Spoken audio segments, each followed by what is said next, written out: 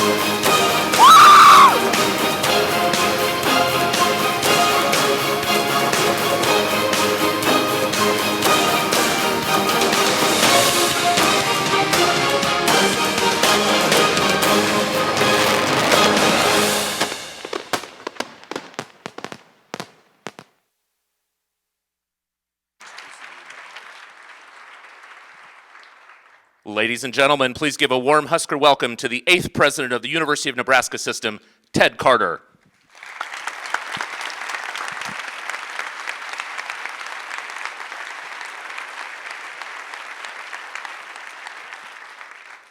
Well, good morning. What an exciting day. I am so proud to be standing before you. I am personally on day 45 on the job here as a University of Nebraska System President. My wife Linda and I got up this morning, they said, hey, wear red, it's Valentine's Day. No, it's actually the eve of the 151st anniversary of the founding of University of Nebraska-Lincoln. Congratulations to each and every one of you that are a part of this.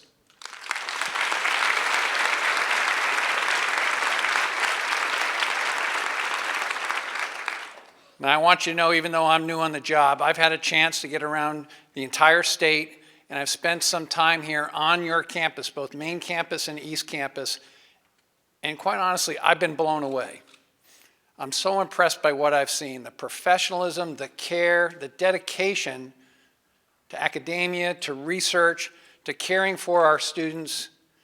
There is not a single institution in our state of Nebraska that's had a bigger impact on our history, on our past, what is happening today, and as we're going to learn today, what will happen in the future. The entire state and the success of our state goes through not just the university system, but the flagship of our institutions, the University of Nebraska, Lincoln.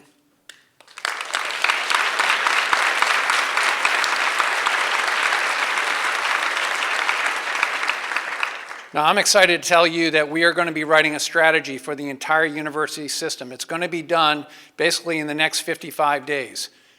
And the success of that strategy and how we enact it, how we put it into motion, will be done exactly through the work that you have done. The committees that worked on the 150th anniversary and the committees that will show you today the work of End 2025. I am so excited for what you're going to see. I applaud everyone that's had anything to do with that work, and that is the work that will inform us for how we will go forward. Now, really the reason I want to come in here today is to be the person that would introduce your chancellor. You know, I've gotten to know Ronnie Green and his wife Jane here through my entire time, going through my interviews, through my vetting period, and I just want you to know how excited I am to be working with such an amazing man. Ronnie, as you all know, is from Roanoke, Virginia. There's still a little bit of that Virginia accent in his voice. First generation to attend college from a family that was involved in farming. Virginia Tech grad, Colorado State University master's degree, and his PhD right here at University of Nebraska-Lincoln. He's one of the leaders in animal science in the entire country, having been published well over 130 times in magazines, in papers, and symposia. He's been here for many years. He was the leader for the Institute of Agriculture and Natural Resources. He was the head of academic affairs here. And since May 8th of 2016, he has been your chancellor. Ladies and gentlemen, please give a warm welcome to the 20th chancellor to the University of Nebraska-Lincoln, Dr. Ronnie Green.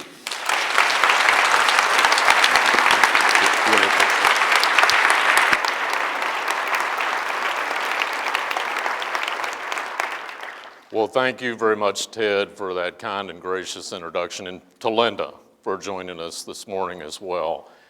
You know, we were lucky the day they became Nebraskans. And I know the promise that is offered through the unparalleled leadership you're going to offer as the 8th president of the University of Nebraska system. We're going to have a lot of fun together in the years ahead. So welcome to Nebraska.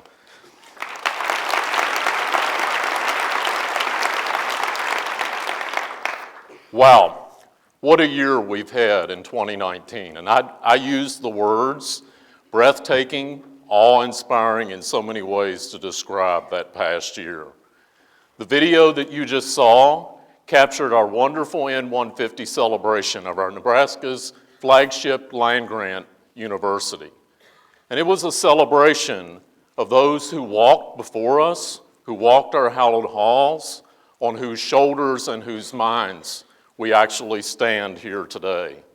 And some might even say that it was a celebration of 15 decades of true grit and true glory and profound impact that this institution has had on Nebraska and on the world.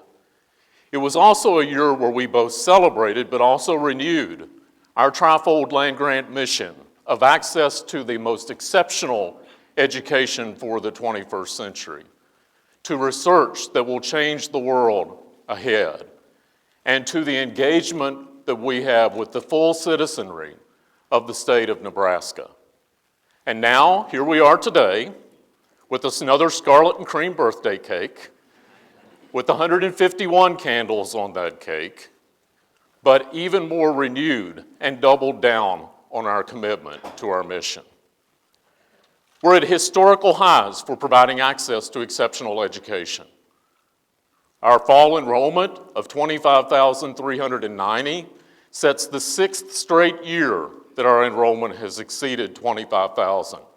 And not only is our enrollment strong in numbers, but we also have the most ethnically diverse for entering class in our history, with the highest average ACT in UNL history.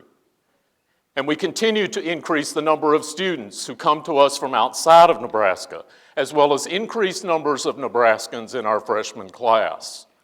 Now having students on this campus from 92, and we've got a little work to do on Arthur County, Nebraska, by the way, 92 of the 93 counties in the state of Nebraska, every state and territory in the United States, and 131 countries around the world. I'm especially proud that almost 25% of our incoming freshman class this year are first-generation students. And as you heard President Carter say a moment ago, I understand, as many of you do, the challenge that it is to be the first in a family to pursue a baccalaureate degree. We've initiated several programs to help give our first-generation students a step up to success, including First Huskers and first-generation Nebraskans. And as you know, we were also honored this year as being a part of the inaugural cohort of First Forward institutions nationally. Our commitment to student success is evident in our record graduation numbers, with this past year graduating a new record, 5,868 new Husker alumni, making our total number of graduates now almost 296,000, with 200,000 living alumni all over the world.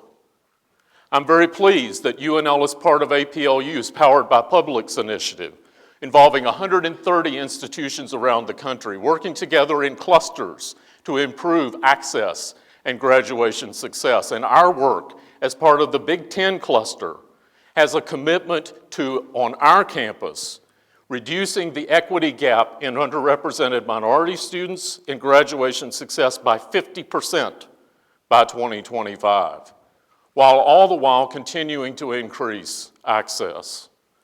Part of the secret of our success here at UNL is that we believe in the power of every person.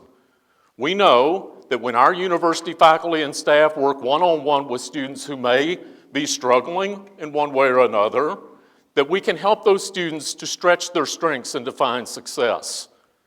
In 2019, we began the Big Red Resilience and Wellbeing Program that relies heavily on the intensive use of peer mentors. This program helps our students to develop a set of skills and behaviors that will give them thoughts and actions to manage change and perhaps disappointment if it comes. Persisting and growing through adversity enhances flexibility and overall functioning and well-being, as we well know. Now, we not only provide a tremendous high-value Big Ten education, and we do that by trying to keep our tuition and fees as low as possible for our students, but we also graduate and are very proud of the fact that our students here have 1/3 less debt than the national average. We send them out into the workforce to do big things. Now, I'm guessing a few people watched the Super Bowl here a few days ago. Did you know that one of our graduates, Ben Bucknott, took what he learned at Husker Vision and in the College of Journalism and Mass Communications to be one of the producers for the Kansas City Chiefs in that game? And he's just one of what we could call literally thousands of examples of our graduates that go on into great success in their careers and civic life. We're also setting new heights in the quantity and the quality of our research and creative activity. We continued our record-breaking success this year with $317 million in research expenditures for UNL, which represents a 26% increase in the past decade in our research activity, a 14% increase in sponsored research over the prior year, and a 21% increase in federal awards over the prior year. That's just simply phenomenal momentum. And more importantly, our work has the power to transform lives. The achievements of our faculty in this respect are drawing attention nationally and internationally around the world. And candidly, we felt it was important for us to better tell that story this past year. So we did so by nationally storytelling in areas like drones applied to multiple applications, digital humanities, virology, national defense, and feeding a hungry world sustainably under a changing climate. The last 2 years in a row, we're very proud of the fact that the University of Nebraska system has been named in the top 100 institutions internationally in the number of U.S. patents filed, with 31 filed in 2018, 22 of which came from UNL. And this past year, we're on a record-setting pace of 35 that have already been named as inventors on U.S. patents. And while I don't have the time certainly this morning to point them all out and name them individually, as you can see on the screen behind me, 2019 was a record year of national and international recognition of our world-leading faculty and staff in honors for their research, for their scholarship, their creative activity, their teaching excellence. And in fact, in the University of Nebraska system this year, we're very pleased that we swept the award categories. Got to brag a little bit here, Ted, sorry. But we swept the award categories in the system awards across all areas. And I'll tell you, 2020 is looking pretty good too, so we'll leave that one. We'll leave that one alone. We also continue to lead nationally in our land-grant university mission of outreach to all of the citizens of our state. Nebraska Extension is directly engaged in all 93 counties of our state through our federal, local, state partnerships in those areas. And you can't look any further than this past year's devastating blizzards and floods in our state that had so much impact and will have continuing impact in our state to see the importance that Nebraska Extension, they were there during those times as they've always been. I know you'll hear that from Dean Hibbard here in a moment to assist Nebraskans. Now I just want to share one little simple statistic with you this morning and let that sink into you. Nebraska 4-H, youth development program led by Nebraska Extension. In 77% of the counties in Nebraska, 50% of age-eligible youth are a member of 4-H. In over 3/4 of the counties in this state, 50% of 9 to 18-year-olds are a member of Nebraska 4-H. That's unprecedented anywhere in the country. And you can only imagine the power that that has for the future of our state as well as the outreach the university has to the people of Nebraska. Now, I know that you'll hear more highlights of how we engage with the broader community from our academic deans here in a few minutes this morning, because this is occurring not just in Extension, but in every corner of UNL across the institution. I would just sum all that up by saying we are fundamental to the future of Nebraska and the world. Now, to me, it's somewhat ironic that in an age where some are questioning the value of higher education, our value has never been more important or apparent. In the face of challenges, our university creates opportunity with the power to transform lives across Nebraska and around the world. We deliver an outstanding education here that provides students with the lifetime of economic mobility. And we continue cutting-edge research that saves lives, grows our economy, and improves our quality of life. We are indeed educating the future workforce here, particularly for the state of Nebraska, in education, business, engineering, agriculture, life sciences, and the environment, healthcare, government, media and communications, the arts and humanities, the sciences, architecture, and the built environment. We are creating that workforce for the future in all of those areas. I'm happy to tell you this morning that we're investing in and significantly expanding programs that will produce the skilled workers to power tomorrow's economy. For example, more than 4,000 of our current students are engaged in high-tech fields or in STEM-related disciplines across our campus. We're aligned in an effort together with the Omaha and Lincoln Chambers and the Nebraska Tech Collaborative and the Exarban Foundation to increase the availability of workers in these areas. With support from the private sector, we announced plans to build Keywood Hall as a part of our College of Engineering's expansion to 5,000 students. And I want to particularly thank Governor Ricketts this morning for his support and advocacy for what's called the high-wage, high-skill, high-demands job area for scholarships that the legislature now has under consideration. A big part of our engineering investment is now underway in the development of a school of computing, facilitated with $2.5 million of increased annual investment into faculty and programs in the area of computer science and engineering, wholly to be housed within the College of Engineering. We expect to double the number of graduates in computer science, software engineering, and computer engineering in the years ahead to meet the needs of the workforce for Nebraska moving forward in the technology sector. And I would just also add to you this morning that it's not enough just to think about preparing our students for specific jobs, because you'd have to be hiding under a rock somewhere to not understand that many of the jobs that our students today will have haven't even been created or imagined yet. We need our students to immediately engage with flexible, nimble, and strong minds, prepared for any challenge and opportunity that may come their way through their education. Now, I know that you're going to hear from Dean O'Connor here in a few minutes about the establishment and launch of the new Johnny Carson Center for the Emerging Media Arts. It's a perfect example of what we're talking about here. The students in the Carson Center will literally imagine the future and be the leaders that help to create it. Speaking of leaders, I think we are exceptionally well positioned in 2020 in having one of the best professional sets of talent in the higher education sector here at our university. We've had a number of new faculty join us this past year. We cannot be more excited to have them in our classrooms, in our labs, in our fields, and in our studios. We've also welcomed a number of new leaders to our campus this year, led by Vice Chancellor of Diversity and Inclusion, Marco Barker, who's here somewhere, who has come to us and is helping to challenge us in our perceptions and our thinking in building a climate that is welcoming to all. Deans Mark Button, Sherry Jones, and Claire Stewart have already hit the ground running in their colleges and in the university libraries. You'll be hearing from them and all of our academic deans here in a moment.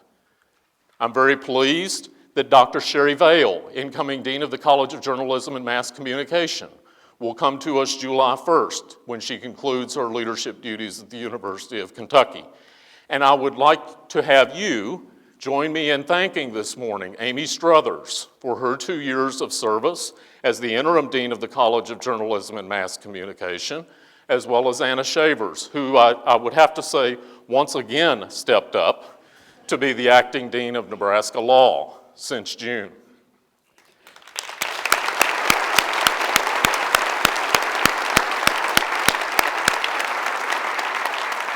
And I don't have adequate words this morning to express the gratitude and the admiration that I have for Richard Moberly, who left his beloved position and role as the Dean of Nebraska Law to come over to us these last 9 months and provide exceptional leadership as the interim executive vice chancellor. I'm going to miss Richard's wise counsel, his leadership, his pragmatism, his ability to unite people. I'm even going to miss your socks, Richard, to be honest with you, his humor and his socks. But friend, I know where to find you in the future. So thank you, Richard, for your leadership.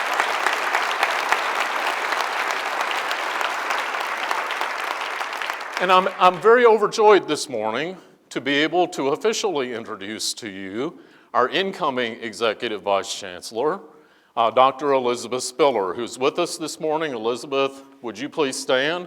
Elizabeth.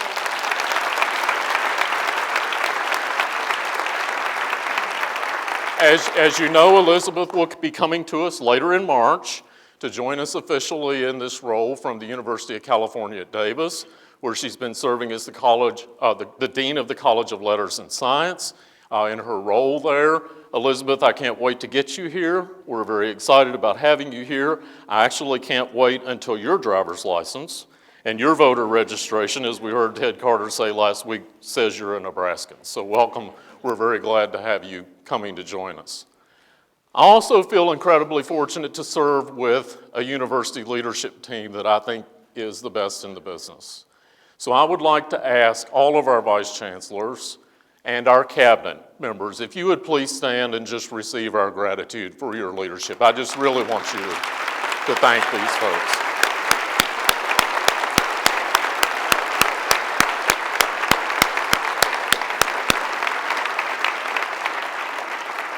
And as you know, an incredibly important part of our history and the values that we have here is the importance that we place on shared governance at the University of Nebraska-Lincoln, where we co-lead the institution with faculty and administration. And over the past year, our faculty senate and our faculty have been working together with the university administration to develop needed changes in our bylaws, particularly in regard to our policies that might address gaps where we might need to have involuntary leave of absence for professional staff. That's been hard work. It has resulted in a good result that is now being considered or going to be considered up through the university.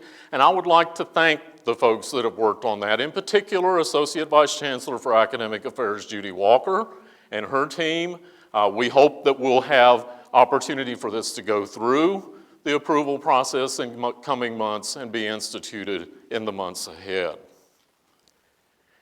Now, I just want to spend a little bit of time in this next section talking to you about how we're growing and building. Now, there's this thing in Nebraska. All of us that have been here for a long time know it very well. Those of us who are joining us will learn it really well, called the Sandhills Cranes, where they swarm the state beginning about this time of year. It's a thing of beauty that we get to observe in Nebraska. And I would wager to you that that's not the only thing that's going to be swarming the next few years. We have a really unprecedented level of building growth on our campus ahead the next 3 years, where we're going to be investing in over $500 million in new facilities the next 3 years on our campus. And these projects, while they're a visual reminder to us, they are a commitment to the excellence in teaching and learning and research space for our institution. You're aware that this year, we opened at the beginning of the year the $9 million new home for the Johnny Carson Center for Emerging Media Arts and for our dance program in the Hickson-Lead College. We'll soon be opening, just in a matter of days, the new $14 million Francis Allen Gymnastics Training Facility in Husker Athletics as an addition to the Devaney Center. The Nebraska East Union is just finishing up the last parts of a $29 million complete renovation of that facility, with parts of it already and now coming online. A $22.5 million renovation of the C.Y. Thompson Library on East Campus into the Dinsdale Family Student Learning Commons is now underway. A completely new $46 million Mabel Lee Hall will start construction in the next 60 days to be a new anchor home for the College of Education and Human Sciences. The $75.5 million renovation of the Engineering Link and Scott Engineering Center in our College of Engineering is now underway. Memorial Mall later this year will begin the addition of a veterans tribute that we're very excited about. Keywood Hall, our new $85 million, largest ever corporate partnership and privately funded and supported project, will begin in 2021 and be completed in 2023 as a new instructional home for our College of Engineering. Our $155 million Go Big football training facility and Student Athlete Success Center, we expect to begin construction later this year. And the new outdoor track and field facility, our Board of Regents just approved last week, moving forward this spring with the construction of that facility north of the Devaney Center. And we are continually boosting economic development impact. We're sitting at Nebraska Innovation Campus for a reason this morning. I wanted to highlight this and to talk to you a little bit about what is happening here. We now have a footprint at NIC of 455,000 square feet. We have over 50 partners here on this campus today, a mix of public and private sector and university entities. We have over 750 employees who currently call Nebraska Innovation Campus home, generating $324 million in economic impact and 1,657 jobs since the inception of our campus here. Virtual Incision's one of our partners. I see Shane Ferreter sitting over here on the side, the co-founder of this company. Located on Innovation Campus, just announced a new $20 million additional round of venture capital funding. And Adjuvants, another one of our partners here, working in the vaccine area, just received an award from the National Institutes of Health to improve the flu vaccine, and also just received an additional $20 million in venture capital for their company. Invest Nebraska and the Nebraska Department of Economic Development have teamed up to create the Combine Incubator here at NIC that will help us with capacity to build the pipeline of tech founders in agriculture, in particular around precision agriculture. Next month, I'm very excited that we have a date set for the groundbreaking of a new 153-room hotel just across the street from where we sit here this morning, a Marriott-affiliated hotel that will also be the anchor home for our College of Education and Human Sciences Hotel, Restaurant, and Tourism Management program. And I can't tell you, they tell me I can't tell you, this is really hard for me, but I can't tell you about the theme of the hotel, but I'll tell you it has something to do with the University of Nebraska. And as focused as we've been on continuously enhancing our research and creative activity, capacity, and infrastructure, we were founded as an institution on access. And it cannot be too important for us to continue to try to improve and work in the area of inclusive excellence. That's what access is. And I'm very pleased that over this past year, we've seen major things begin to happen in that area. Our first ever diversity summit last fall, led by Vice Chancellor Barker, a number of activities on our campus, and the formation of a council on inclusive excellence and diversity that will work across our campus to help build in this area. Now, I'm going to wager to you that I think 2020 is a time that we can say that we are truly rising. And I'm going to try to do it in a little different way this morning. You know, we entered the Big Ten now about 8 years ago when we became a member of this conference. And it's been a big deal for this institution. Not only the Big Ten Athletic Conference, but the Big Ten Academic Alliance, as you well know. And it's been a boost to our institution. In athletics, in the college athletics landscape that's constantly changing, as you know, we're on solid ground in the best conference in the United States. Very few NCAA Division I institutions can look at the financial aspects of athletics and celebrate the success that we have at Nebraska, where our legendary Husker fans sell out Memorial Stadium, the Devaney Center, and Pinnacle Bank Arena on an ongoing and regular basis. We're the envy of every institution in the country in that regard. And it also allows us to be in the position where Husker Athletics provides $10 million annually to the academic mission of the University of Nebraska-Lincoln, including this year, a second year of $5 million of scholarship support that's supporting 3,000 of our current students as Husker scholars who are non-athlete students as part of our equation here. We're very pleased and thankful for that. Our student athletes, two in particular I want to mention here this morning, that's just an extraordinary thing. Angela Mercurio, named the 2019 Woman of the Year this past year, only the second time in Husker history for us to receive this national award. And just last month, Anton Stevenson, All-American men's gymnast, now a student at UNMC, received the 18th NCAA Today's Top 10 Awards, considered the Heisman Award for academics in the NCAA. Now, it's unusual, folks, for those two big national honors to go to the Big Ten Conference. It is extraordinary that they both went to Huskers, and I'd like to ask you to give them a big round of applause.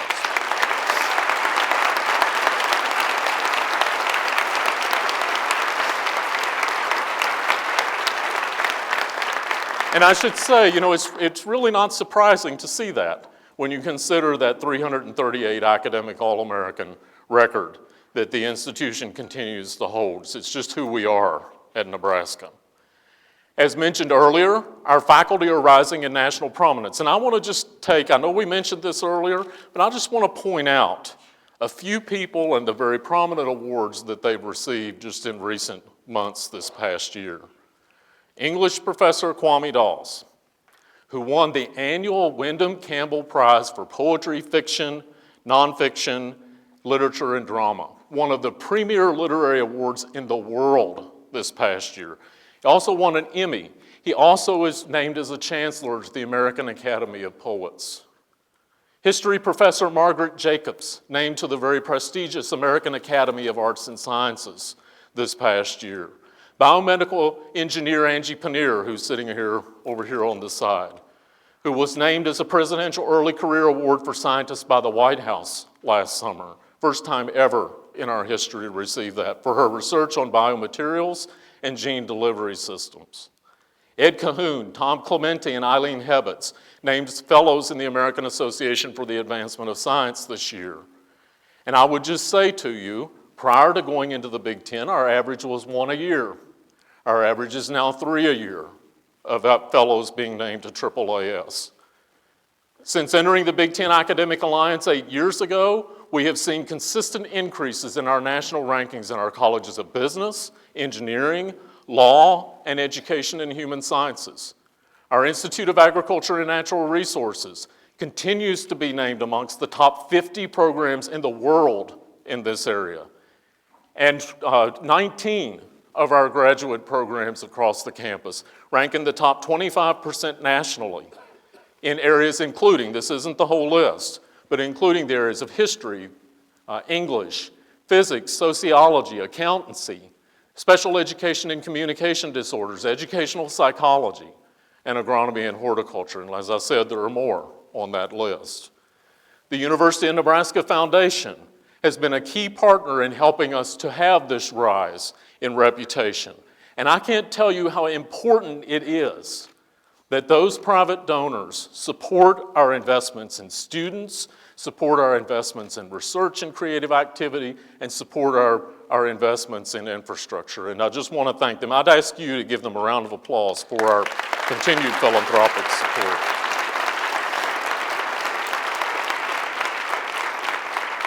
And while we're on the rise, I would say that we're also very much continuing to evolve. And I want to talk to you about 2 areas in that respect this morning. We're taking steps to enhance our budget and management of our budget and stewardship of our resources. Now, I faced you, as you know, the last 3 years in a very different position than we're in today. The last 3 years have been difficult budget years for us at the university. And I want to thank everyone who has helped to get us in a better position. It's been hard the last 3 years. But we do have an improved climate, particularly in terms of the state budget. It's much more stable at this point in time, and we're very pleased about that. But we also know that even though we're on that positive footing, and it's better than the past 3 years has been, that we have needs to address our budget model, as you've heard us talk a lot about these past 2 years. And we've begun on that journey of moving to an incentive-based budget model. And if you'll remember, a year ago at this address, I said that I considered this to be the biggest short-term priority for the University of Nebraska-Lincoln, because we want it to enable and empower the kind of growth strategically that we want and that we call for in the strategic plan we're going to talk about here in a moment. Now, we've come a long way on the journey of the development of this budget model, and I want to thank everyone who has worked on it, in particular Bill Nunez, our Vice Chancellor of Business and Finance, and Kathy Farrell, our Dean of the College of Business, who have co-chaired the steering committee in working to develop this new model over the last couple of years.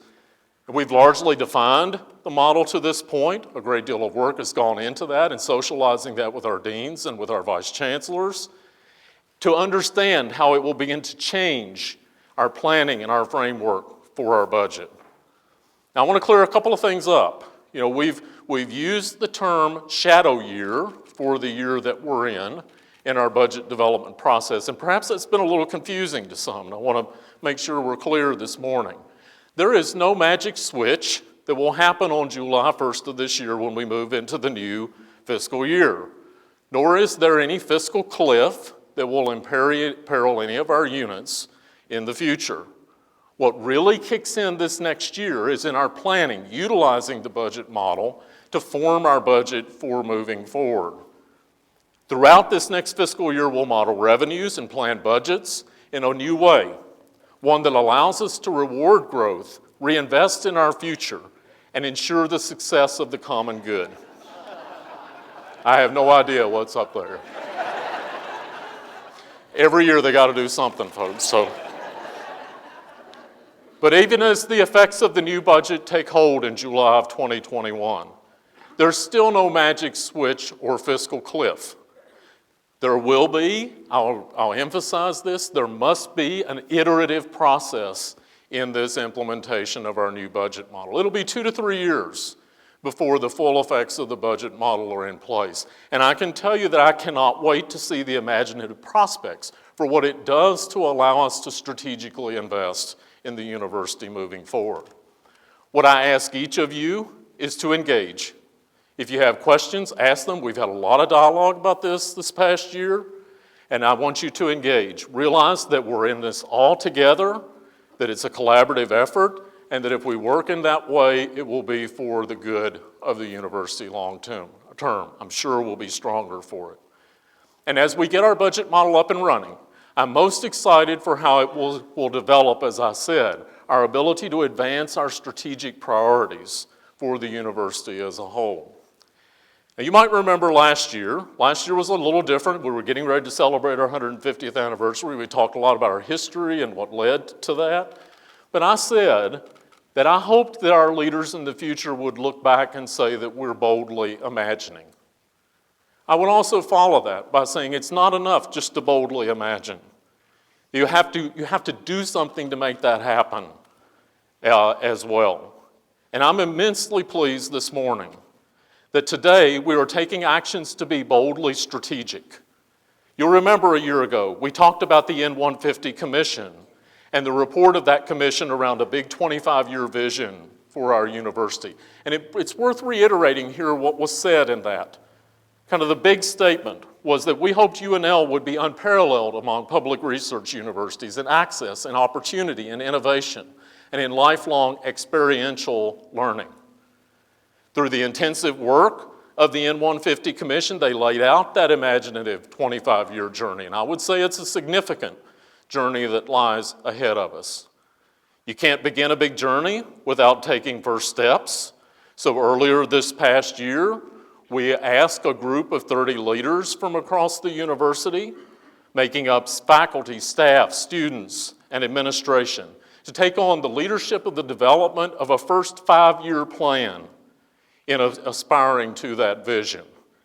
I asked them to think boldly and to lay out concrete steps to get us down the path of the first 5 years of the N150 to the year 2025. I couldn't be prouder of the accomplishments of this group or more appreciative of their efforts. I'd like to ask the entire N2025 development team if you would please stand.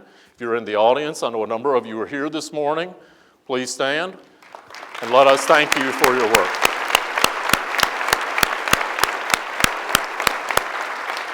Now you four, keep standing up, you four. In particular, we will forever be indebted to these four.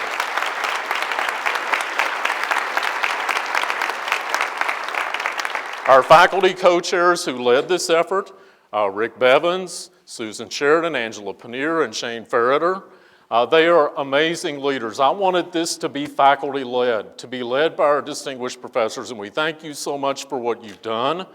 You actually pushed us even harder than I thought that you might You had an incredibly collaborative effort across our campus, and even told me a time or two that we probably were going too far. So I really appreciate your effort. Now, I'm very pleased today that we've crossed the finish line, if you will, and we are now releasing today for the first time our In 2025 plan. Now, I think you will receive this. There are printed copies that you can receive on the way out the door of the 2025 plan and its efforts. This, again, is important first steps for us. You know, it's difficult for us to be the university in 2044, that 25-year vision, if we don't take these first steps. I will tell you that I think this plan gets it right. It hits the right notes. It focuses on the right aims. It will stretch us in meaningful and significant ways. The overarching theme for the plan, every person and every interaction matters, is one of the core aspirations from the N150 Commission report. It speaks clearly and loudly to the aims, the strategies, and the targets of the plan. And it resonates so personally with who we are at Nebraska, where we believe in the power of every person. We believe we offer opportunities for one-to-one engagement that will propel the success of our students and of our research and the impact of our engagement. Staying true to this idea, therefore it being a principal piece of the plan, empowers us to do the big things called for in this strategic plan the next 5 years. The N2025 plan has 6 strategic aims for our campus that deal with student success and learning, deals with creative activity and scholarship, deals with engagement, deals with diversity and inclusive excellence, and deals with investing in our people here at the university. And I'll give you just a snapshot of these 6 aims, if you will, along with the targets that have been set in the strategic plan moving forward. The first aim calls us to innovate student experience that prepare graduates to be lifelong learners and contributors to the workforce of Nebraska and the world. In this particular aim, you'll see that we seek to increase our 4-year graduation rate to 55% and our 6-year graduation rate to 72%. But more importantly, folks, I would say focusing on retention and increasing our first to second year student retention rate to 88% and our total enrollment collectively to 15%. Perhaps the most audacious goal, and I'm going to point to this specifically because I think it's the biggest one in the whole document, is the last one here, where we're focused on an experiential learning portfolio for our students. We do some of this today. We don't do it across the board, nor do we track it effectively. And to put this in perspective, folks, next fall, 2021, is the entering class of 2025, 5 years from now. And this goal calls for us to have an experiential portfolio in those students that includes internships and apprenticeships and international engagement and community problem solving and research experience. That is a big goal, and I can't underline it enough. Under the second and third aims, we will establish a culture at Nebraska committed to increasing the impact of research and creative activity and focusing our research, scholarship, and creative activity in interdisciplinary ways and solving challenges critical to Nebraska and the world. We want to reach $450 million in research expenditures. You saw the number earlier of where we are today. And increase the prestige awarded to our faculty. We want to broaden the interdisciplinary research and increase our intellectual property and transfer of that intellectual property into the public. We also want to prioritize 50% of our investments strategically into what we will call grand challenge areas, like, this is not all inclusive, but like areas of early childhood development and education, or feeding a hungry world under a sustainable climate, or resiliency in a changing climate. Our next step in 2020 is to immediately identify what this suite of grand challenges will be for us over the number of years ahead. Our fourth aim asks us to broaden Nebraska's engagement in community, industry, and global partnerships.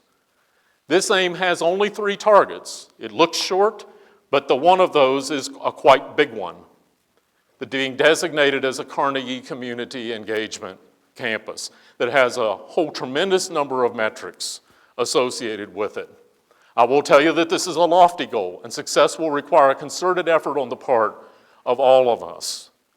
Now, we just celebrated 150th anniversary as a committed people's university to all of the people of this state, whether it's the rural areas, the urban areas, across our entire state of Nebraska. I will tell you that if there is an institution that should be designated this, that we should aspire to be, it's the University of Nebraska-Lincoln. It will enhance our commitment to the people of the great state of Nebraska. In the fifth aim, we reiterate our commitment to create a climate at Nebraska that emphasizes, prioritizes, and expands inclusive excellence and diversity. Folks, we will not be successful if we don't do this. We will not be successful if we don't reduce barriers, increase diversity, and boost the success for all of our students, faculty, and staff. This aim provides specific goals for us in increasing the participation and success of underrepresented groups across our university. We will never be an unparalleled university without amazing people and investment in them. I'm inspired every day by the work of our over 6,300 faculty and staff here at UNL. But we must prioritize participation in professional development for all Nebraska students, staff, and faculty. The targets in this aim speak directly to this and will require us to act across the board in ways that we don't currently. For example, the need to develop the processes and needed documentation for individualized professional development plans for all of our employees and professionals across the institution. And we will begin our work toward inclusion of staff into the university's governance framework along with our faculty and our students. As a public university, we must always be good stewards of the resources that are committed to us. The new budget model we were just speaking about will help us through incentivizing efficiencies and prioritizing the investment of resources to align with our strategic priorities. And we must, folks, continue to find ways to be more energy efficient and sustainable across our campus and in our university operations, including, I would say, reduction of administrative overhead. You are likely asking yourselves, now this all sounds great, but how are we going to get it done? And what's the implementation steps that we have to move forward? In the coming weeks, we will be assigning leaders that will be accountable for each of these targets. While they will not achieve them alone, it's going to require all of us to work together. They'll be the accountable party that will be working to help the organization achieve these aims and targets and marshal the efforts that will be needed for us to achieve them moving forward. We will regularly communicate to you across the campus about the End 2025 and our progress on these goals. And I will say to you, look, a 5-year plan, I expect us every year to reevaluate whether our aims and targets are adequate, whether we need to adjust them up or down in terms of the time that we move forward. And I'm confident, folks, that if we can achieve these 6 aims and hit our targets, we will be well on our way to realizing that imaginative future laid out in the N150 Commission report a year ago. Our students will be prepared to boldly and nimbly step into the future, into successful careers. Our research will have an even greater impact and stature nationally and internationally. And we will have done far more to achieve our land-grant mission for the people of the state of Nebraska. Now, if I was to wrap all of that together, I would tell you that I think we sit at a really interesting and promising inflection point at this point in time in our history. We have incredible people. We're rising, as we talked about, and growing earlier. We have momentum that continues to build, and I think we're poised for an incredible future that lies ahead. I think this plan gives us the platform to move that forward at an even elevated level. And now simply, folks, it's time to get off onto the races and to let it go, to get it done. So I'm very pleased about that. Now, I have a special treat for you this morning in 2 pieces. One is we've got a new format this year. You're going to hear from our academic deans here in a few moments to tell you a little bit about how they see the state of their college. And we look forward to them doing that. In between, Jane and I had the privilege of hearing the next group of students that you're going to hear from now, a group of our CUSP scholars from Rwanda that have a special musical piece for you. I hope you will enjoy it. We'll come back afterwards, have a little bit of dialogue after you hear from the deans. Thank you.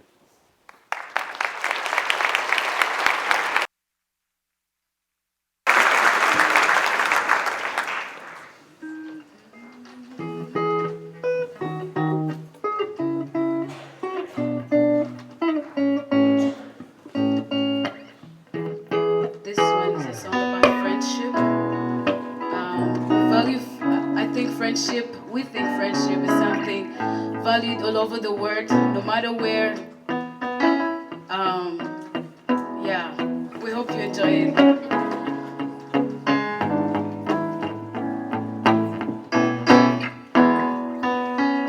What's going on, my boy? It's been a while since the last time we rode up.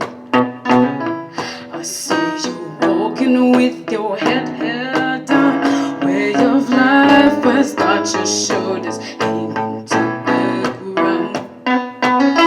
But that's okay, 'cause life can hurt sometimes. God gave you someone to help you fight. I got your back and that's a fact. Whatever you need, I'll be there. Just remember that. Yeah, you got a friend in me. Oh, you got a friend in me.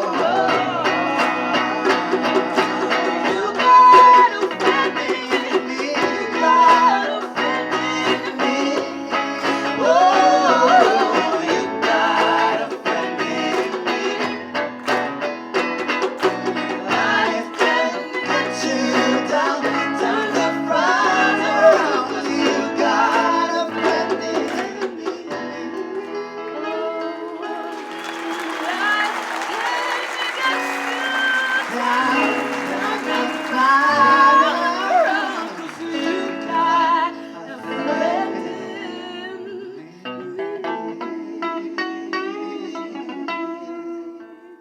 you so much.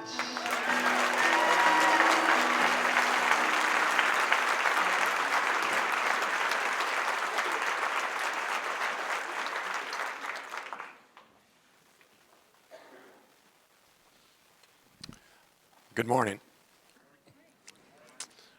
Thanks for everyone for being here. Thank you, Chancellor Green, for such an inspirational message. It's really been a pleasure to work with you. So I'd now like to spend just a few minutes giving an update on the College of Engineering. So the University of Nebraska-Lincoln began teaching engineering in 1877, just 8 years after its founding. And last year, while UNL was celebrating its 150th anniversary, the College of Engineering was celebrating its 110th anniversary as a college. In our time as a College of Engineering, we have educated over 30,000 construction, engineering, and computing professionals who have gone on to successful careers and to being leaders in their communities and their profession. As we reflected on our 110-year history, we are also making significant progress on our goals to become a major source of economic development in the state and the region while solving problems of global importance. This, of course, begins with our faculty. Next slide, please. Thank you.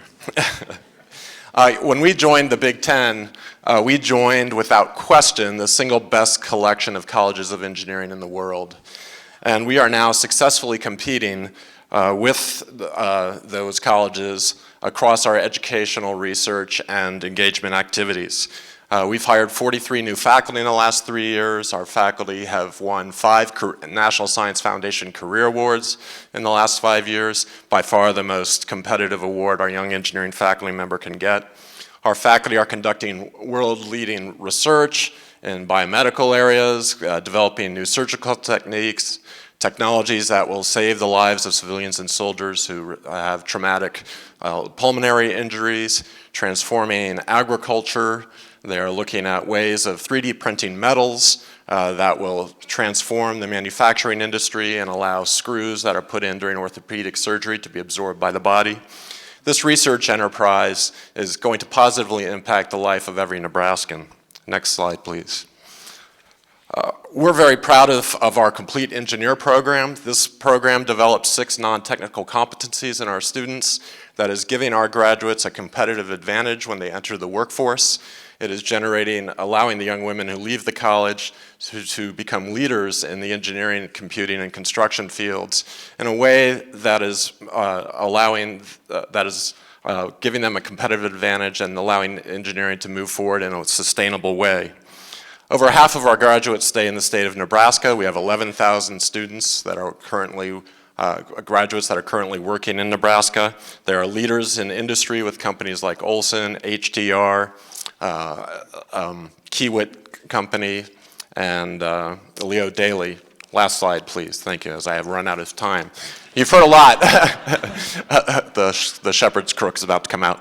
You've heard a lot about Kiewit Hall.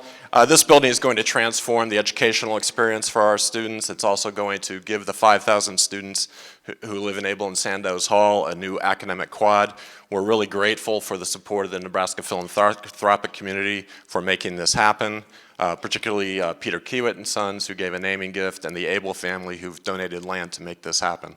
None of this would happen without the great faculty, staff, and students in the College of Engineering, and without the support of the university leadership, including the Chancellor's office and the President's office. Thank you very much.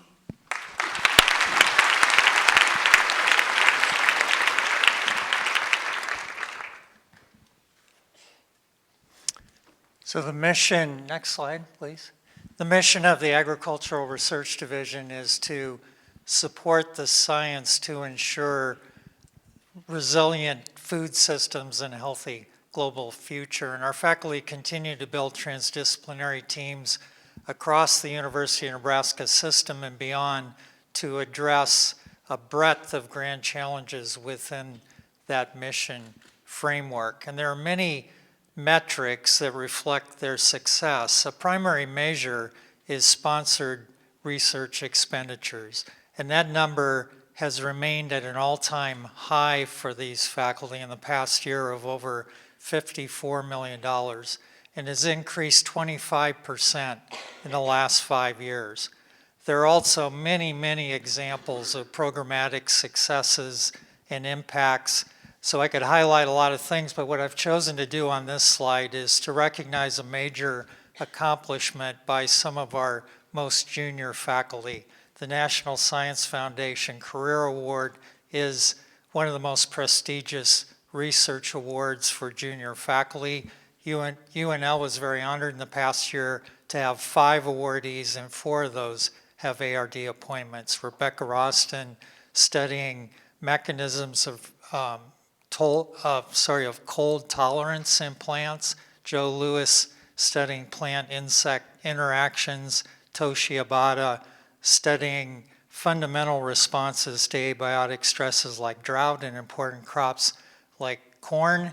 And Rebecca Walks exploring alternative treatments for pain using biomaterials. So I appreciate the chance to just say thank you to all of our faculty for their hard work and dedication.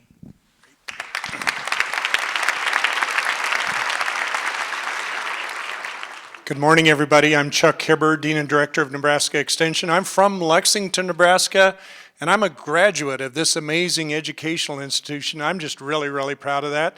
And on top of that, I get to work here now. It just doesn't get much better, right? So we wanted to tell you just a little bit about Nebraska Extension. You may know about our mission to serve all 93 counties of the state of Nebraska in a network that really does connect people with this university. We've been organized in 5 extension districts for about the last 10 years or so, and one of the things that we wanted to do was to really double down on our connection with our employees, our stakeholders, and Nebraskans. And so what we've done is to reorganize into 11 what we call engagement zones, okay? And so we're in the process. We've hired 9 of our 11 engagement zone coordinators. You can see their photos on the lower right of the screen. What we really want to be able to accomplish with these people and their work, a distributed leadership model across the state. Number 1, really focused on employee success. You may not know that half of extension field-based faculty in Nebraska have been on the job for less than 5 years. This is a youth movement that's bringing incredible talent into our organization. We want to take care of those folks and give them an opportunity to be successful. The second role is to really amp up our work in stakeholder relationships with partners, with county government, with our extension boards and others, and really do that better and more effectively. And then third, to follow up on Ronnie's announcement today about the University of Nebraska-Lincoln engagement, commitment to engagement. These folks are being asked to connect with leaders in their communities, people involved in government and organizations, libraries, educational institutions, etc. Build those relationships and ask lots of powerful questions so that we can better understand what the needs and opportunities are that Nebraskans seek. This is so important to our engagement mission because I've always believed that we should never go into a community and do it to them. We should go into a community, ask lots of questions, build the relationships, and do it with them. That's what engagement is all about. Thank you very much.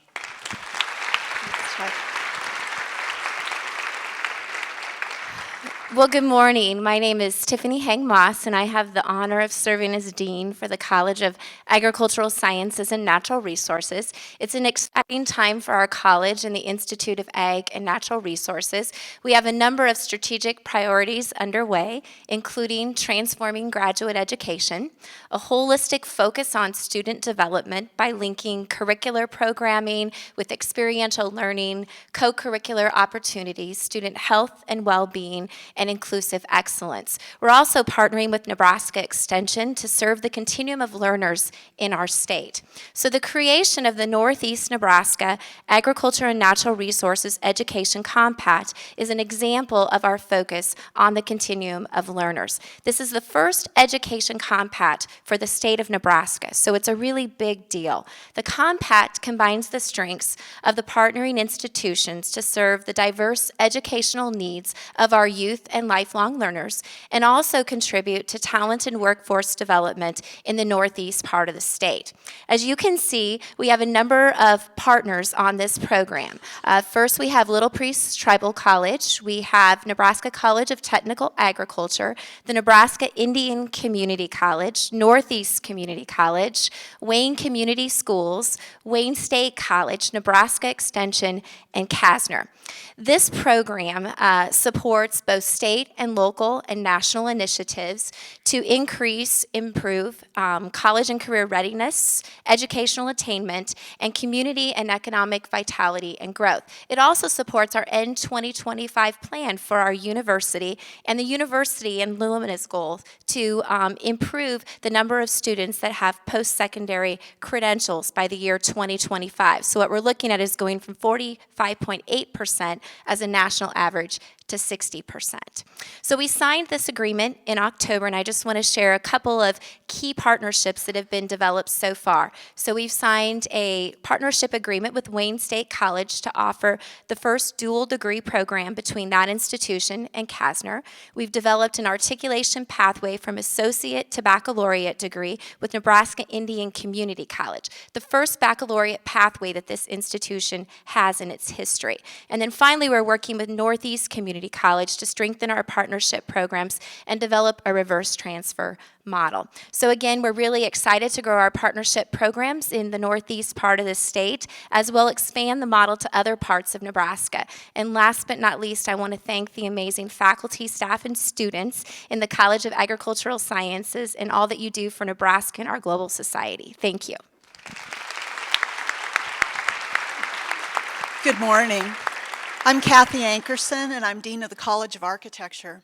In the College of Architecture, we prepare emerging professionals, architects, designers, and planners who positively impact communities, parks, plazas, buildings, spaces that each of you are affected by every minute of every day. Our students learn to think critically, creatively, and holistically, and are in demand not only by our professions, but by allied fields as well. And this is demonstrated by our 5-year average placement rate of 96%. Next, oh, you're good. This fall, we welcomed 140 people for dinner to celebrate the 50th anniversary of our London Study Abroad program. It was an amazing experience. The buzz and excitement in the room was tremendous, and it made all of us realize the life-changing experiences of study abroad and the importance of them. In 2019, we gathered over 50 stakeholders who dug deep, had invigorating discussions, and developed a strategic plan that will guide us through the next 5 years. We make an impact on the state of Nebraska through avenues of service learning and through our research. I'm proud to highlight ongoing community service, impact projects led by College of Architecture faculty. You can see some of them here from 2019, from design build projects to helping the flood-ravaged village of Winslow see alternatives for the potential of moving their community, and many more. Our faculty's research impacts the state and its residents as they explore autonomous shuttles, bicycle infrastructure, water and wetlands management, quality of life for minorities in rural communities.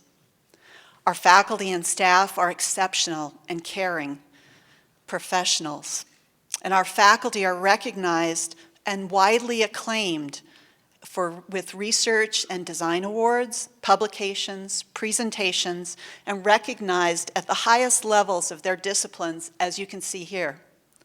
Our students compete against the best in the world, and they succeed. Here you see a few examples of some of those accolades from 2019. For instance, the SARA, which is the Society of American Registered Architects. Our students garnered the top prizes at the national level for the 3rd year in a row, and for the New York chapter for the 5th consecutive year. Our students win student design competitions such as the International Here and Now, A House for the 21st Century, the National Steel Design Student Competition. Those are just a few of the accomplishments of our students. They're presenting at national conferences and exhibits, winning state and regional design awards. We have much to celebrate from 2019 and much to look forward to in 2020 as we implement our strategies and as we have a transformed library and studio space in our building. Thank you.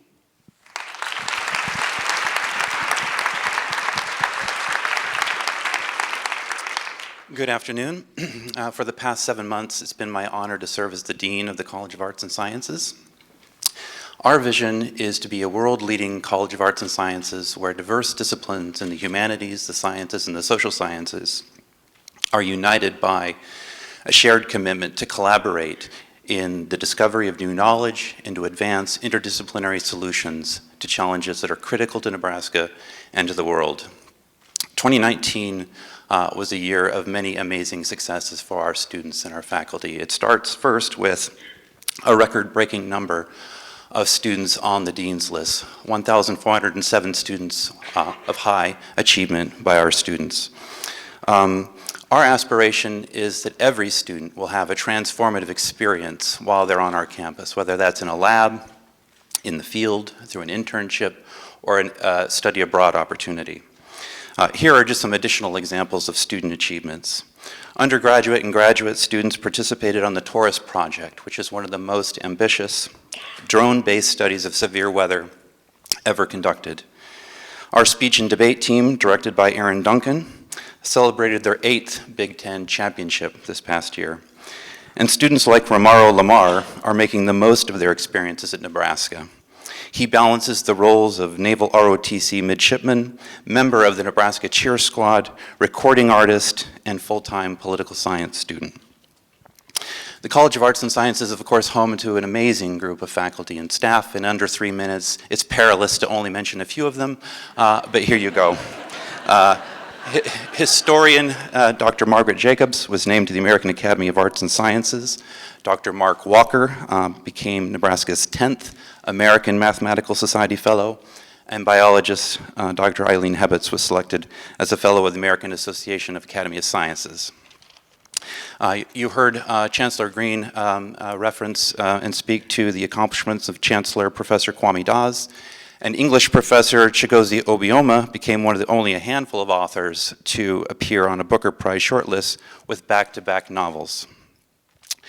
In this past year, the Interdisciplinary Rural Drug Addiction Research Center was launched, led by Kirk Dombrowski, through a $11.8 million NIH grant to address drug addiction in the rural Midwest. The college is also home to national leaders who are improving the teaching and learning of mathematics and STEM fields through programs like STEM Connect.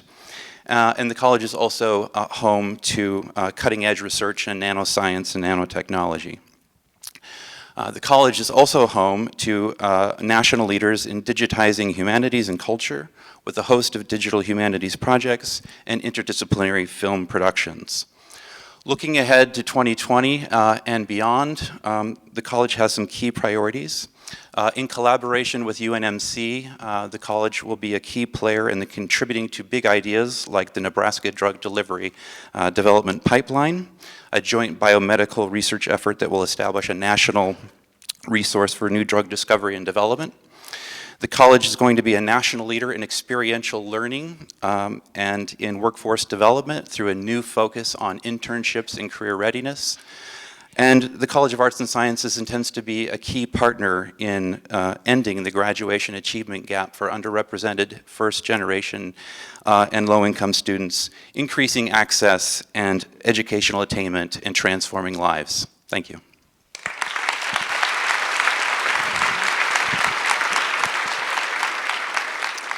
Hello, I'm Kathy Farrell, and I'm the Dean of the College of Business. So I'm going to share a few highlights from the college. First, 2 years ago, when I became the Dean, we launched a strategic planning process that engaged stakeholders from across campus, in the college, and business partners and alums. Through that, we rolled out our strategic plan about 18 months ago and revisited our mission statement. Our new mission statement is together we drive discovery, create opportunities, and empower individuals to lead the future of business.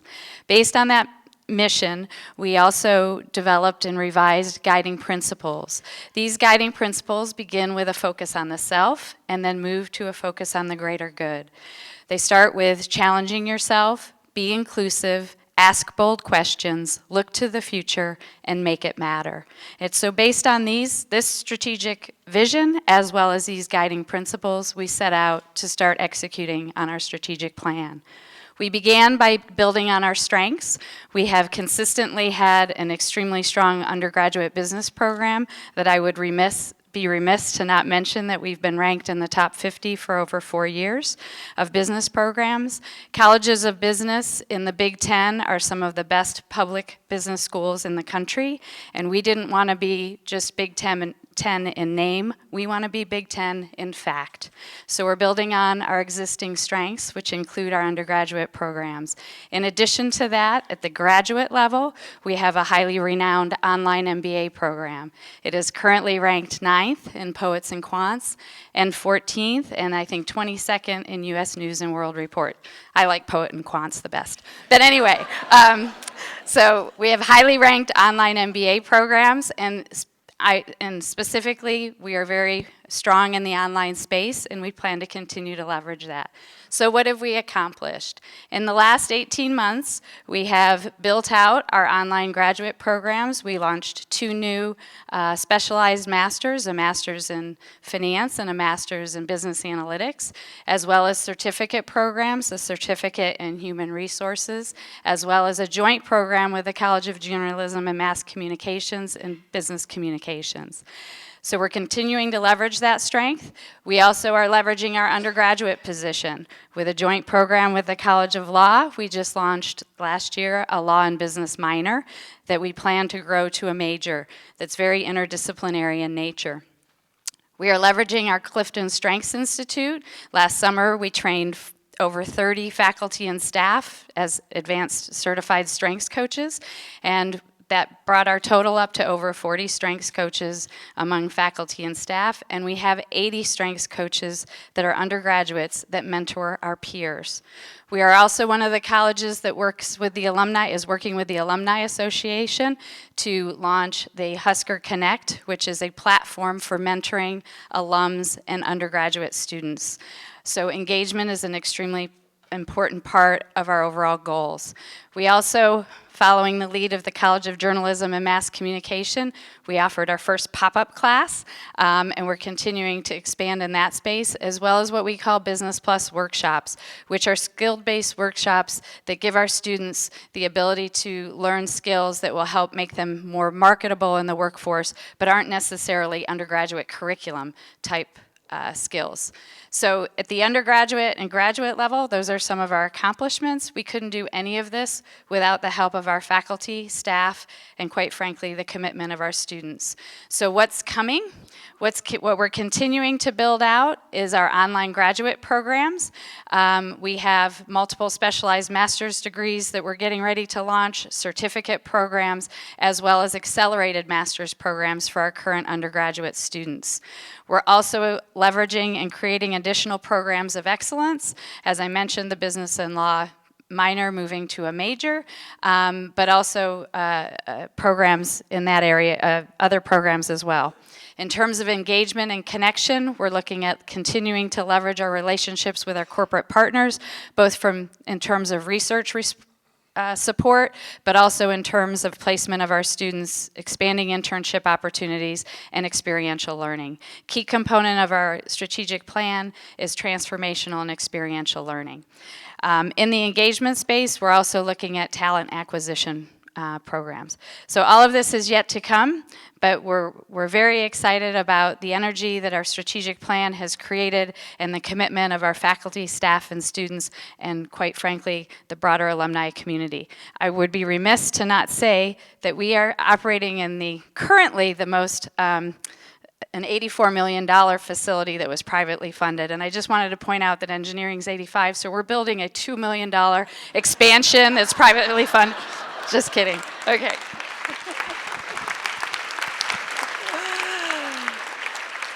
Good afternoon. My name is Sherry Jones, Dean of the College of Education and Human Sciences. It has been an absolute pleasure to move into this position this past year to lead a college whose work impacts the human condition throughout the lifespan. And I will just say to my college, they know I'm very mindful of my allotted time, so I will not be able to cover all of our accomplishments, but I will stay on time. Ronnie mentioned rankings. I do want to say that our college is currently the highest ranked college on campus in U.S. News and World Report. We are number 39 for graduate colleges of education, and we are making a plan to move to the top. We celebrated 15 years this last year of impactful research on learning and development through the Nebraska Center for Research on Children, Youth, Families, and Schools.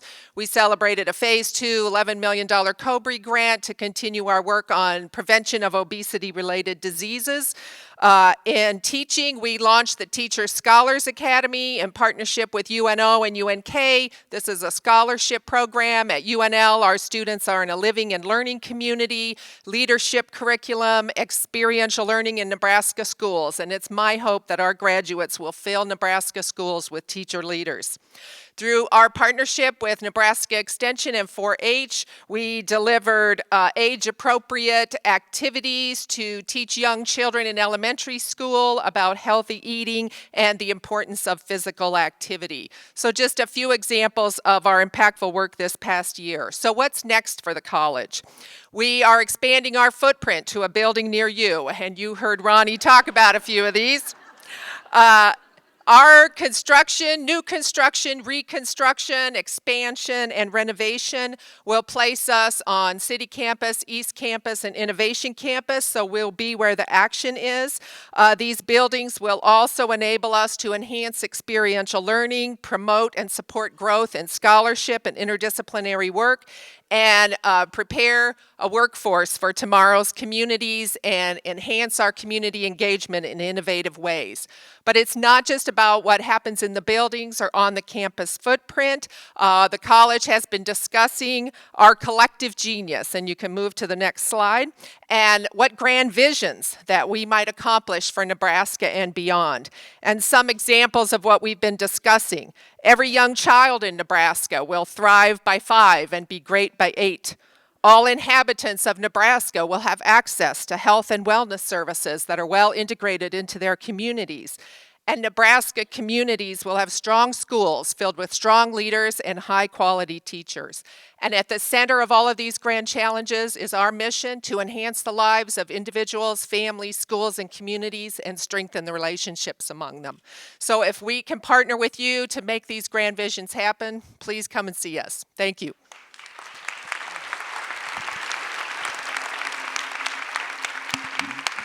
Good morning, everyone. My name is Chuck O'Connor. I'm the Dean of the Hickson Lied College of Fine and Performing Arts. And although I'm here this morning to talk about some of the highlights of our college over the past year and some of our goals, of course I'd be remiss in not mentioning the many achievements of our faculty and staff and students every year and in all ways. Over 1,000 screenings, performances, exhibits, and public lectures around the world every year. So I'm very, very grateful for them. In our college, the Hickson Lied College of Fine and Performing Arts, in everything that we do, we seek to create a new social vision that includes all of us. And we seek partnerships across campus that creatively fuse the arts with design and media and technology, as well as with many of the cultural traditions that have come down to us through the millennia and those perspectives that have been marginalized historically.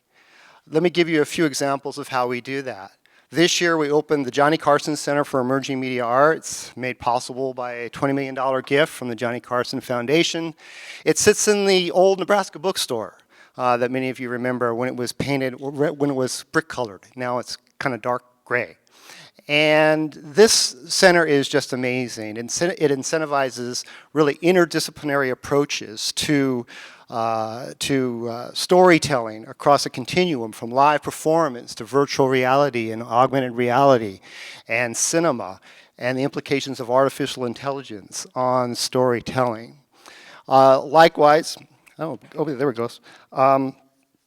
Students in the center are really become well-versed in not only systems and critical thinking, but coding and entrepreneurship as well. And they're central to the workforce of our state. It is supported by an advisory board from major IT social media companies across the country, as well as nonprofits and government entities. In addition to the Carstens Center, the Nebraska Repertory Theater performs in the Lead Center as our state's professional theater company and professional theater training program. And like the Carstens Center, it engages in some of our most important challenges in our society today. Finally, this year, in partnership with many people and many other institutions across this campus, we launched We Are Nebraska. This student-led improvisational company tells the story of our campus through the eyes of its students. These students are international and national, conservative and liberal, rural and urban, all races, straight, gay, transgender, all stories told about our campus and what it's like to be a student on our campus in these times and the values that we share together. We perform across campus as well as in the community on First Fridays. And one of our major attenders of We Are Nebraska is the Lincoln Police Department, many of the members of whom express how important it is to their work as police officers to empathize and understand the people that they're serving. Our next production will be this afternoon. A little bit of a plug here at 3:30. At Hawks Hall in the College of Business, a partner of ours. We will really invite you all to attend. Thank you very, very much.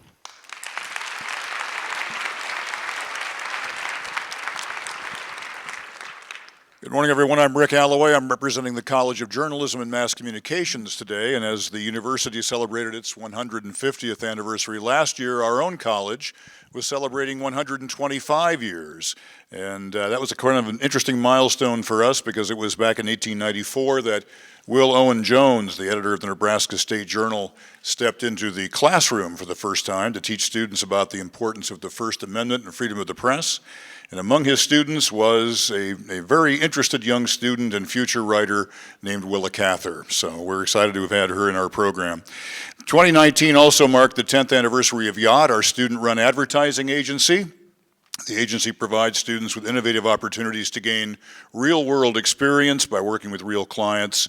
Other major milestones in 2019, the 5th anniversary of the Mobile Me and You Conference, which is our annual conference that brings together students and academics and leading industry professionals to examine the latest trends and best practices in mobile media. We saw growth in both our undergraduate and graduate programs in 2019, including partnerships with the College of Business. As you heard, we obtained final approval of a graduate certificate in financial communications.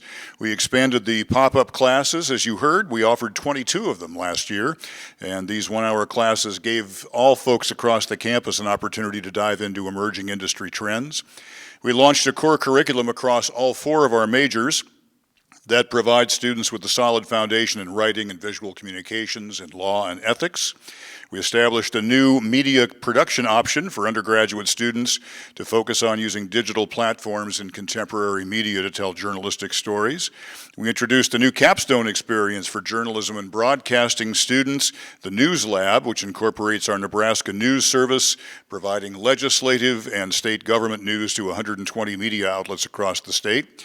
We launched the Roper Sports Reporter in Residence program, which connects students in our new and rapidly growing sports media communication major to professionals working in the field. And we continue to do some award-winning work in our college. Our students took home 6th place nationally in the Hearst Intercollegiate Journalism Awards and 1st place in the Public Relations Student Society of America National Organ Donor Awareness Competition. For 125 years, our faculty have worked to instill the First Amendment values in our students and our communities in our state. In 2020, we're excited to welcome our new dean to the college, as you heard, Dr. Sherry Vale, who will join us in midsummer, and we look forward to working with her to chart the next 125 years. Thank you.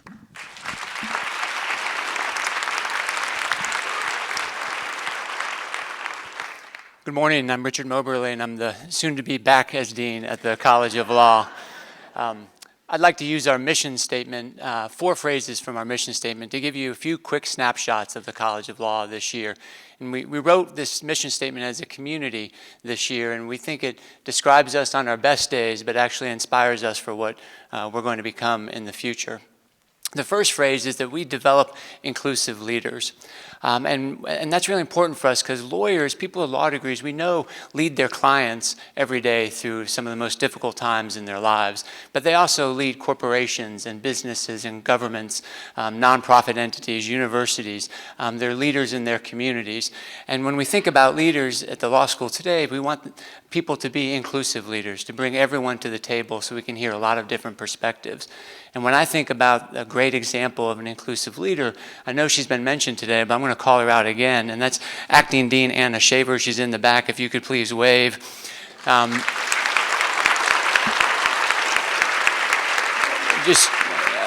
If you know her, you know what a tremendous individual she is. She's also an amazing leader. She's led the college this last year on a college-wide discussion on many different perspectives on immigration.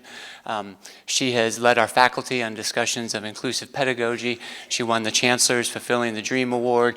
Thank you for your service this year and throughout your career, Dean Shavers. We really appreciate you. We have a next generation of leaders that are coming. We have pipeline programs at 4 colleges and universities across the state, and they're students who are from rural areas, or they're bilingual, or they're first generation, and they want to come to law school, and after law school, and they're going to come to Nebraska Law, and after they're done, they're going to go back out to greater Nebraska and solve a real need for lawyers in many of our communities and also work in the public interest. So I'm proud that we're going to welcome 55 of them over the next few years coming to the College of Law. We're at our best when we advance justice at the College of Law. The woman on your left is Professor Jessica Shoemaker, spent the last year as a Fulbright Scholar in Canada working on Indigenous populations' rights. She's bringing that scholarship back to Nebraska, and she's working with Native American communities to use property law to address poverty issues on reservations. We also have a partnership with the Center for Children, Families, and the Law, led by Professor Michelle Paxton, who is literally changing the way children are being represented in Lancaster County for the better and across the state of Nebraska, and we're very proud of the work that she and our students are doing. When we think about solving vital societal problems, I have my band member up there on the left is Gus Hurwitz. He's got a backup band that's coming soon, I think, with that picture. But last Friday, the Board of Regents passed the Center for the Nebraska Governance and Technology Center, which with our partners at the College of Business and College of Engineering is going to transform the way we think about innovative technologies and their impact on society. Professor Jack Beard is leading an international cohort to literally write the rules for military engagement in space. And if you don't think that's important, then take out your phone and think, what would we do without satellites? And he and this, we're one of 4 institutions across the globe that are working on that project. It's going to make a huge impact in the world in the future. And then I think about our students who serve with integrity. And our students perform thousands of hours every year of free legal work for people in need. In fact, the American Bar Association recently awarded us for the 2nd year in a row the only law school to receive a pro bono award. And I'm incredibly proud of Professor Ryan Sullivan and the work that all of those students do to really provide legal services for people who need it. So those are 4 quick snapshots of the types of things we're trying to do in our mission. I'll leave you, since everyone else talked about metrics, I'll leave you with a couple of numbers to think about. There's 200 law schools in the country. One of the most important things for our students when they graduate is to be able to pass the bar exam, to be able to become lawyers. Over the last 2 years, our students have had the 11th highest bar exam passage rate in the country, one ahead of what I call the Nebraska of the East, Harvard Law School. And so I'm really proud of what they're doing. They get jobs at a rate that's the 6th highest in the country, and guess what, gang? They do it all for the fourth lowest debt load when they leave. It's a tremendous ability for them to just creates all sorts of opportunities for them. External people are starting to notice. We're excited about being ranked number 36. You talk about favorite rankings, that's my favorite. I like them better than US News. And then we also were the fifth best value in the country. So we're really happy with where we are and where we've been, but we're even more excited about where we're going. Thanks.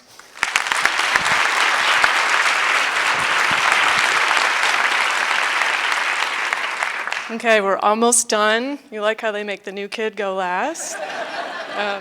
I'm Claire Stewart. I'm really delighted to be here. I'm the Dean of Libraries. I would like to talk just very quickly. Mostly I want to talk about what's coming, but share with you just 3 highlights from the past year. The first is we hired a new dean. I'm really happy to be here and so thankful to be working with such an outstanding community. Second, I wanted to share that late in 2019, we hit 70 million downloads from the University of Nebraska Digital Commons. That's the institutional repository that the libraries runs that brings Nebraska research freely to everyone around the world. It's actually the 3rd largest repository in the country, but it is the most heavily trafficked repository in the country. It's 9 million downloads ahead of its next closest follower, which is the University of California eScholarship repository. So it's a tremendous achievement, and I think it shows what a hunger the citizens of the world have for the research that we do here at Nebraska. The third thing I want to share is Chancellor Green already talked about. Corey, could you give me 3 clicks, please? Which is last year we had the opportunity to begin the transformation of the C.Y. Thompson Library and to create the Dinsdale Family Learning Commons. And this is another amazing opportunity that we have as a community to think about the library as a laboratory and how we can advance student success, how we can accelerate research, and how we can engage with the community. So we have an incredible opportunity here in collaboration with our partners at IANR and everyone on East Campus to reimagine the space, and it's a laboratory in a very literal sense as well. Our faculty in the libraries collaborate with architecture faculty and UCare students to study how informal learning happens in spaces like the library. And just yesterday, I actually had an email from a College of Business student who wants to do a project with her entrepreneurship class in our library. So we're very proud to have these opportunities to offer students exceptional learning experiences. Next slide, please.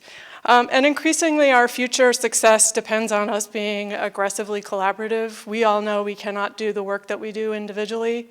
In our field, library science, we've started to talk about radical collaboration. I really love this slide because I think it's a way of looking at this tremendous, the print collections that we hold in North America. And if you take away state and institutional boundaries and you look at them differently, what you see are these mega regions emerging. And it puts Nebraska in a really interesting place, I think, a very pivotal place, a connecting point for the print collections across our country. And I'm very proud that the libraries of the Big Ten are taking this radical collaboration idea to heart and trying to think very differently, not only about how we safeguard and preserve that very precious cultural and literary history, but how we use it to advance the problems and solve the problems that we are all trying to solve collectively. Next slide, please. So I'm going to wrap up and just share with you one of the questions that really motivates us in the libraries.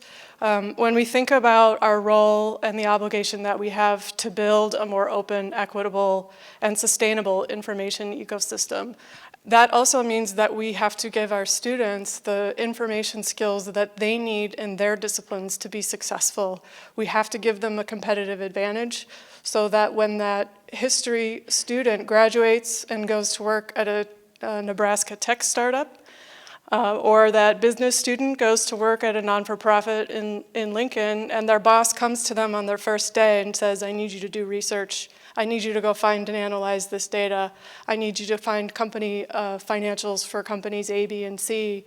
We want to be confident in the libraries that we've done our part to give those students the information skills that they need. We have real problems, I think, in our world with information justice. There are stories that we need to tell, voices that we have not heard that have been silenced, and the libraries, we believe, have a huge role to play in addressing all of those things. So I am going to stop so that we can move on to Q&A. Thank you very much.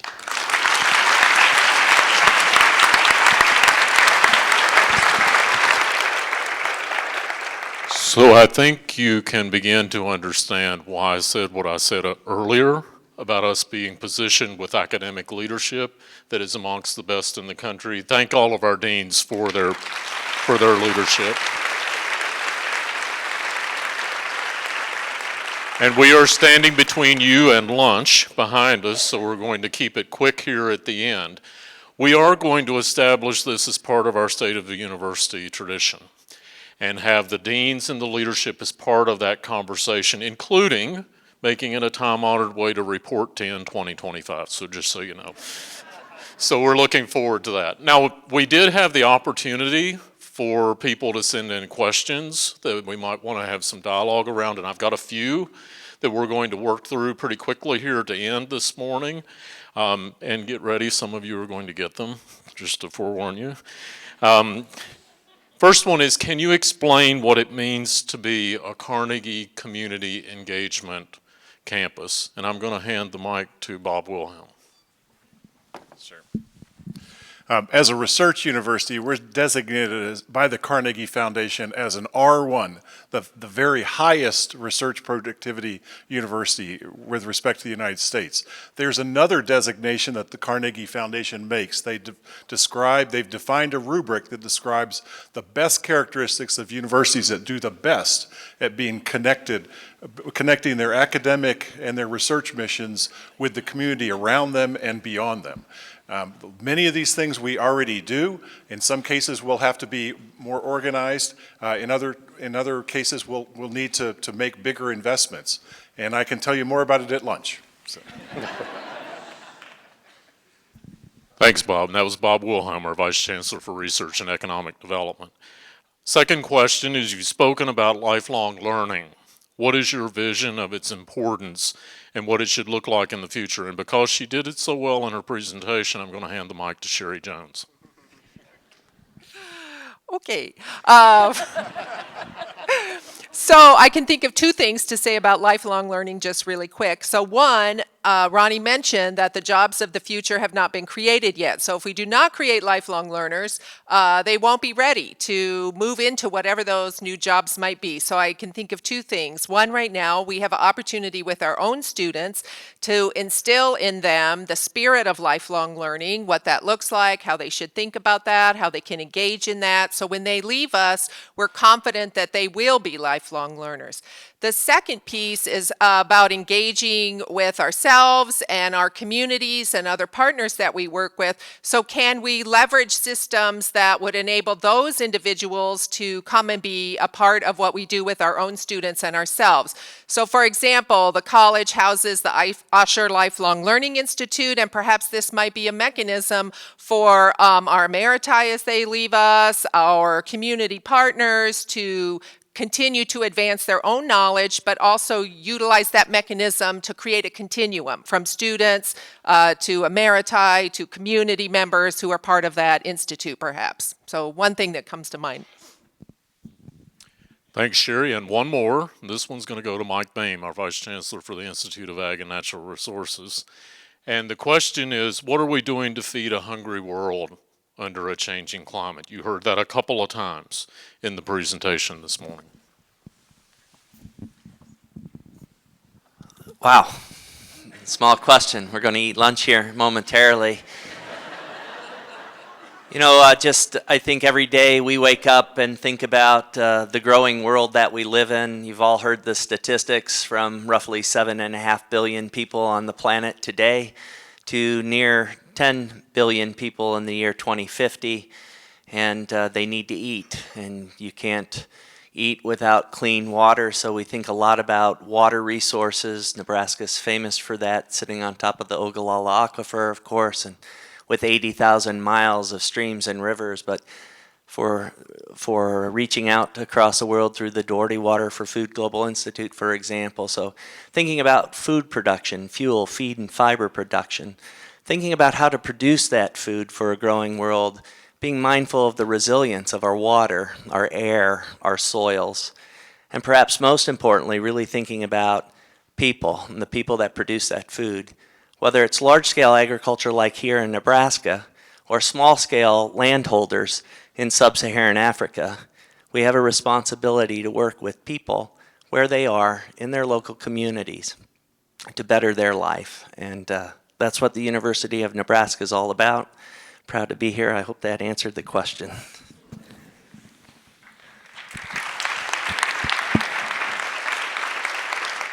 I should tell you, those folks didn't know they were going to get those questions, so they did a great job on the spot on answering them.